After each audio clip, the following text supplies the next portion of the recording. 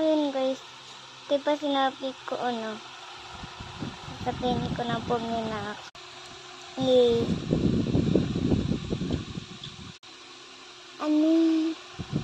nag-spelling kami na tumba ang ngipin kong dumugo.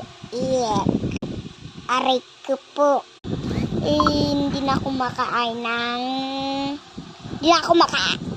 ng fries.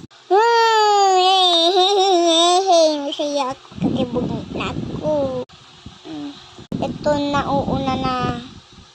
Ito na, matatanggal sa susunod.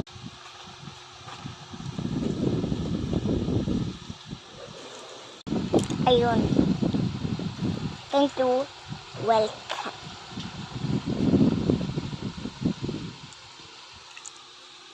Don't